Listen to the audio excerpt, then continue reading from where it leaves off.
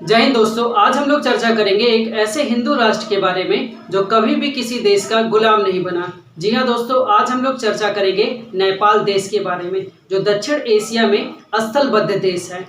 और इसमें हम लोग देखेंगे कि हमारे यूपीएससी के एग्जाम में, एसएससी के एग्जाम में, साथ ही साथ अदर एग्जाम में क्या क्या क्वेश्चन बनते हैं। यूपीएससी के लिए हम लोग मैपिंग के थ्रू कौन कौन से प्लेस इंपॉर्टेंट है, क्योंकि आप देखेंगे तो 7 प्रांत आपको देखने को मिलेंगे नेपाल में, लेकिन सातों के 7 प्रांत तो इंपॉर्टेंट नहीं है, लेकिन जो जो प्लेस इंपॉर्टेंट है उसको हम लोग मैपिंग के थ्रू साथ ही साथ उस प्लेस के बारे में कुछ जानकारियां कलेक्ट करेंगे। और उसके बाद हम लोग एसएससी या अदर एग्जाम के लिए स्टैटिक जीके को कवर करेंगे। तो चलिए चलते हैं नेपाल के मैप की तरफ।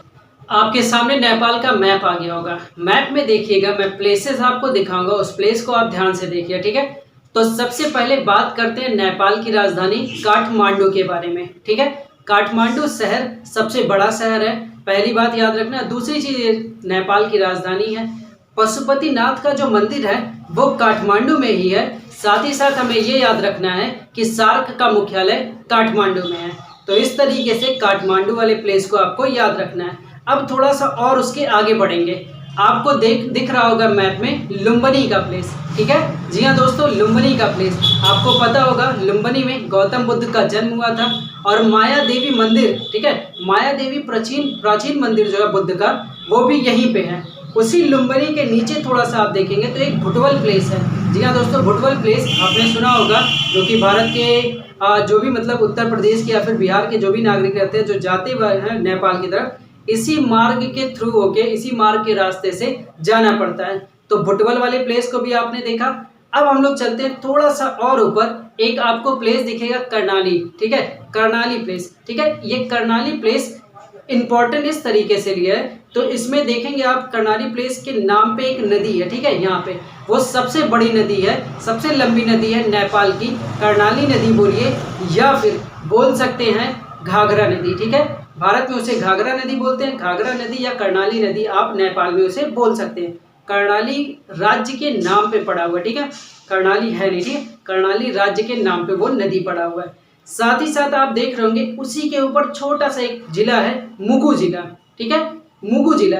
यहाँ पे सबसे लंबी झील है, ठीक है, सबसे लंबी झील है रारा ताल। नेपाल की ये सबसे लंबी झील है रारा ताल। तो सबसे बड़ी या सबसे लंबी जो झील है वो रारा ताल है। अब उसके आगे देखते हैं। देखिए इतने प्लेस आपने देखा, अब सीधे राजधानी वाले प्लेस पे आ जाए, काठमांडू। काठमांडू के नीचे आप देखेंगे एक प्लेस आपको मिलेगा रक्सौल, ठीक है। रक्सौल प्लेस जो है भारत में, मतलब बिहार राज्य जो है उसके पूर्वी एरिया में एक पूर्वी चंपारण जिला है, वहां का एक शहर है रक्सौल। रक्सौल चीनी उद्योग के लिए सबसे अधिक चर्चा में रहता है। तो आपको रक्सौल वाले प्लेस को इस तरीके से याद रखना है। इसके बाद हम लोग देखते हैं मैप में, आप देखिए थोड़ा सा ऊपर जाएंगे, जनकपुर प्लेस मिलेगा। जी हाँ दोस्तों, जनकपुर प्लेस, माता सीता का जन्म यहाँ पे हुआ था और माता सीता के जो पिता थे राजा जनक, वो यहीं के थे। और एक चीज इसमें याद रखना है कि भगवान श्री राम का ससुराल भी यही प्लेस है, जनकपुर, ठीक है। जनकपुर प्लेस को प्राचीन काल में मिथिला की राजधानी मानी जाती थी। और एक बात यहाँ याद रखना है, एक राम जानकी मंदिर यहाँ पे है जिसे नौलखा मंदिर बोलते हैं, ठीक है। तो ये भव्य मंदिर है नौलखा मंदिर, जो कि जनकपुर में ही है। अब देखिएगा उसी जनकपुर के नीचे आप देखेंगे जयनगर। जी हाँ दोस्तों, जयनगर प्लेस हमारे लिए इसलिए इम्पोर्टेंट है क्योंकि देखिए ये बिहार के मधुबनी जिले का एक शहर है जयनगर, ठीक है। ये एक पवित्र कमला नदी के किनारे बसा हुआ है। लेकिन यहाँ देखिए इस जयनगर पे एक खूबसूरत सा डैम बना हुआ है, जो नेपाल से निकलने वाली पानी जो आती है वहाँ संचय होती है, इकट्ठा होती है। लेकिन 2019 में क्या हुआ था, पानी का बहाव इतना ज़्यादा था कि डैम, मतलब कह सकते हैं कि बहुत ज़्यादा क्षति हुई थी। तो जयनगर वाले प्लेस को आपको इस तरीके से इम्पोर्टेंट याद रखना है। उसके बाद आप थोड़ा सा आगे बढ़ेंगे, आपको दिखेगा विराटनगर। जी हाँ दोस्तों, विराटनगर को औद्योगिक शहर का दर्जा दिया गया। सारे उद्योग धंधे यहीं पे होते हैं। कह सकते हैं आप दिया सलाई बनाने के लिए या फिर चीनी मिल लगा हुआ है या जूट बनाने के लिए, सारे उद्योग धंधे या फिर औद्योगिक शहर का जो दर्जा दिया गया है वो विराटनगर को दिया गया है, ठीक है दोस्तों। अब देखिएगा कुछ यहाँ पे जो इसकी छोटा सा क्षेत्र है नेपाल, इसकी भौगोलिक विविधताएं बहुत ज़्यादा हैं, ठीक है। तो इसमें देखेंगे कि जो दुनिया की सबसे 14 श्रृंखलाएं हैं, मतलब जो सर्वोच्च चोटियां हैं, उनमें से 8 तो इसी नेपाल में हैं। ठीक है, उनमें से 8 क्या है, इसी नेपाल में है। उसमें देखिएगा जो सर्वोच्च शिखर है सागर माथा, आपको दिख रहा होगा, इसी नेपाल पे है, जो कह सकते हैं नेपाल और चाइना की सीमा पे है। ठीक है, तो सागर माथा आप देख रहे हैं जिसे माउंट एवरेस्ट बोलते हैं। उसके बाद आप देखिएगा दुनिया की जो तीसरी सर्वोच्च शिखर है कंचनजंगा, ये भी इसी नेपाल में है। कंचनजंगा इसी नेपाल में है। उसके बाद आप देखिएगा विश्व की जो 5वीं शिखर सर्वोच्च शिखर है मकालू, वो भी यहीं पर है। तो जी हाँ दोस्तों, ये सारी चीज़ें आपने देखी मैप के थ्रू। इतनी चीज़ें काफ़ी इंपॉर्टेंट है आपके यूपीएससी के एग्ज़ाम के लिए, या फिर आप कोई भी एग्ज़ाम देने जा रहे हैं। अगर हम बात करें कि कितने देशों से इसकी सीमा साझा होती है, तो आप कहेंगे कि ऊपर वाले छोर से चाइना की सीमा साझा होती है और नीचे से आप देखेंगे तो भारत की सीमा साझा होती है। अगर भारत के राज्यों की बात करें कि कितने राज्य भारत की इससे सीमा साझा करते हैं, तो 5 राज्य हैं। ठीक है, उत्तराखंड, फिर उसके बाद आप उत्तर प्रदेश, बिहार, पश्चिम बंगाल और उसके बाद सिक्किम। ये 5 राज्य हैं जो सीमा साझा करते हैं नेपाल से, जिसमें उत्तर प्रदेश सर्वोच्च सबसे अधिक सीमा साझा करता है और सिक्किम सबसे कम। अब दोस्तों ये तो हो गई पूरी मैपिंग की बात। अब हम लोग बात करेंगे कि भारत और नेपाल के संबंध कैसे हैं। उसके बाद हम लोग चलेंगे स्टैटिक जीके की तरफ। ठीक है, क्योंकि यहाँ पे संबंध आपको यहीं पर रिलेट करके बताना जरूरी है। देखिए, भारत और नेपाल के जो संबंध है वो काफ़ी अच्छे हैं। ठीक है, अभी भी अच्छे हैं, बहुत पहले से शुरू से तो अच्छे चले आ रहे हैं। लेकिन हुआ क्या है दोस्तों, अभी आपने सुना होगा जो वहाँ के इस समय प्राइम मिनिस्टर हैं, ठीक है, केपी शर्मा ओली। ठीक है, केपी शर्मा ओली ने बीच में देखा होगा आपने, रिसेंटली अभी विवाद हुआ था भारत और नेपाल में। ठीक है, तो क्या विवाद हुआ था, वो सारी चीज़ों को हम लोग इसमें समझने का प्रयास करेंगे। वही एकमात्र प्लेस है जो अब विवाद में आया हुआ है। वैसे रिलेशन तो अभी भी अच्छे हैं भारत और नेपाल के। तो इसमें चलिए हम लोग देखते हैं कि कौन सा डिस्प्यूटेड एरिया है। देखिए, जब ये युद्ध हुआ था 1814 और 16 के बीच में, जो एंग्लो नेपाल युद्ध हुआ था, इस युद्ध के दौरान ये हुआ था कि नेपाल अपनी 2/3 भूमि अपने हाथ से गंवा दी थी। ठीक है, मतलब कि अंग्रेजों से उनकी हार हुई थी, लेकिन अपनी सार्वभौमिकता मतलब अपनी सार्वभौम सत्ता और स्वतंत्रता बरकरार रखी हुई थी, लेकिन 2/3 भूमि से उन्हें 2/3 भूमि वो गंवा चुके थे। अब इसमें हुआ क्या था दोस्तों, फिर इसके बाद एक सुगौली की संधि हुई जो कि 1816 में हुआ था।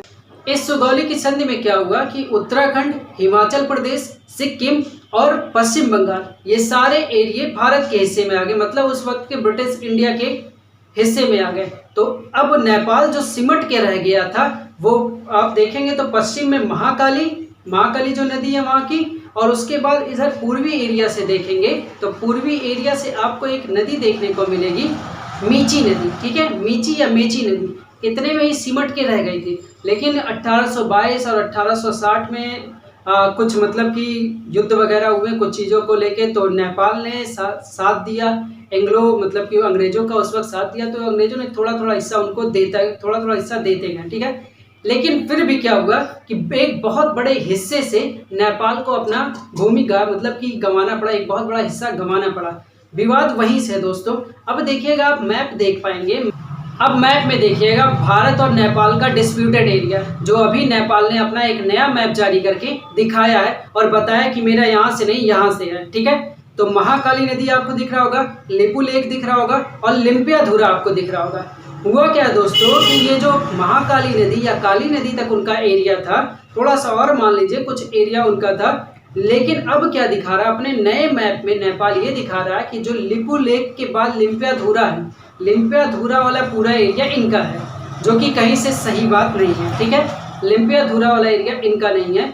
अगर ये बात करते हैं तो सुगौली की संधि देखिए, सुगौली की संधि में ये सारी चीज़ें क्लियर थी कि कहाँ तक वो सिमट के रह गए थे। ठीक है, एक्चुअल में तो वो काली नदी या महाकाली नदी से लेके मेची नदी तक ही इन्हें रहना चाहिए, लेकिन फिर भी वो थोड़ा सा बढ़े, कोई दिक्कत नहीं। लेकिन ये जो लेपू लेक है, ठीक है, और लिम्पियाधुरा का प्लेस है, लिम्पियाधुरा वाले प्लेस को भी ये अपना दिखा रहे हैं, जो कि कहीं से सही नहीं है। इसी इतने एरिया के लिए, ठीक है, इसी इतने एरिया के लिए भारत और नेपाल में विवाद हो रहा है। ठीक है, और नेपाल क्या कर रहा है, भारत से अपने रिश्ते खराब कर रहा है, इतने मात्र एरिया के लिए। ठीक है, हमें मैप में तो ये छोटा सा एरिया दिख रहा है, लेकिन कई किलोमीटर का एरिया है, कई 100 किलोमीटर का एरिया है। तो ये विवाद है जो कि सुगौली की संधि में एकदम क्लियर है कि कहाँ से कहाँ तक किसका है। ठीक है, खैर ये तो रहा पूरा डिस्प्यूटेड एरिया। आपने देखा भारत से नेपाल का रिलेशन अभी भी ठीक है, ठीक तो रहेगा ही, लेकिन ये कुछ चाइना के कहने पे, एक्चुअल में मेन रीज़न ये है कि चाइना के कहने पे ये भारत से विवाद कर रहा है, ठीक है, क्योंकि केपी शर्मा ओली क्या कर रहे हैं इस समय, चाइना के साथ लगे हुए हैं। खैर कोई बात नहीं, आप डिस्प्यूटेड एरिया देख लिए कि कितना डिस्प्यूटेड एरिया है, कौन कौन सा प्लेस है, ठीक है। अब दोस्तों हम लोग बात करेंगे स्टैटिक जीके की तरफ, जो बेसिक क्वेश्चंस हैं। तो चलिए स्लाइड के माध्यम से उसको देखते हैं। चलिए तो बेसिक क्वेश्चंस कुछ देखते हैं जिससे हमारे स्टैटिक जीके को कवर किया जा सके। तो देखिए यहाँ पे अगर आप राष्ट्रीय पशु की बात करेंगे तो गाय है, राष्ट्रीय पक्षी की बात करेंगे तो हिमालयन मोनल है जिसे डाफे बोला जाता है, राष्ट्रीय खेल की बात करेंगे तो आपको वॉलीबॉल देखने को मिलेगा।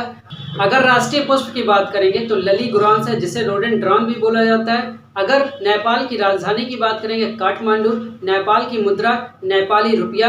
अगर इस वक्त के वर्तमान राष्ट्रपति की बात हो तो विद्या देवी भंडारी हैं, वर्तमान पीएम यहाँ के केपी शर्मा ओली हैं। अगर पहले राष्ट्रपति की बात की जाए तो राम वरण यादव हैं, और पहले प्रधानमंत्री की बात की जाए तो विश्वेश्वर प्रसाद कोइराला थे। संसद की सीटों की बात हो तो 334 संसद सीट है। अगर प्रांत की बात हो तो 7 प्रांत हैं। अगर भारत और देखेंगे कितने देशों से सीमा साझा होती है तो 2 देशों से होती है, चाइना और भारत से। भारत के 5 राज्यों से इसकी सीमा साझा होती है, जिसमें सबसे बड़ा राज्य है उत्तर प्रदेश और सबसे छोटी जिससे सीमा साझा होती है वो है सिक्किम। और अगर देखेंगे यहाँ पे एक सर्वोच्च चोटी है जिसे सागर माथा बोलते हैं, या माउंट एवरेस्ट का हिस्सा आप कह सकते हैं, नेपाल में इसे सागर माथा बोलते हैं। अगर नेपाल के संविधान की बात हो तो 20 सितंबर 2015 में नेपाल का संविधान लागू हुआ था।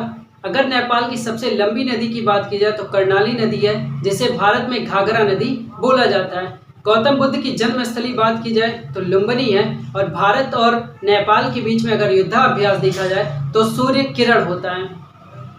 अगर यहाँ पे सर्वाधिक धर्म की बात हो तो हिंदू धर्म के लोग हैं। संसद का नाम अगर देखा जाए तो राष्ट्रीय पंचायत है। पहली सैटेलाइट की बात की जाए तो नेपाली SAT-1 है। वहीं एक नृत्यांगना है जिसने 126 घंटे लगातार डांस करके इसका रिकॉर्ड बनाया था, वंदना उसका नाम है। वहीं इसके अगर देखा जाए राष्ट्रीय भोजन क्या है तो दाल भात यहाँ का राष्ट्रीय भोजन है।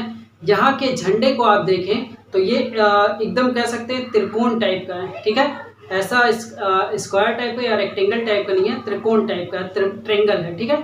चलिए दोस्तों वीडियो को यहीं पे एंड करते हैं। आपने मैपिंग के थ्रू समझा कि आपके यूपीएससी एग्जाम के लिए कौन कौन से प्लेस काफ़ी इंपॉर्टेंट थे। साथ ही साथ आपने देखा कि भारत और नेपाल का रिलेशन कैसा है और कौन कौन सा डिस्प्यूटेड एरिया आपको नेपाल और भारत के बीच में देखने को मिला। और आपने साथ ही देखा कि एसएससी या फिर कोई अदर वनडे एग्जाम है उसके स्टैटिक जीके के क्वेश्चंस को भी आपने कवर किया है। तो वीडियो को यहीं पे एंड करेंगे। उम्मीद करता हूँ वीडियो आपको काफ़ी पसंद आया। अगर वीडियो आपको पसंद आया तो अपने दोस्तों में शेयर करिए, ताकि आपका जो शेयरिंग पावर है, जो आप शेयर करते हैं, उससे हमें बहुत ज़्यादा मोटिवेशन मिलता है और आपके शेयर करने से मेरा मोटिवेशन और हाई होगा।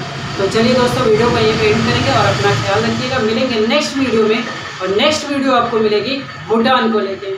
Thank you.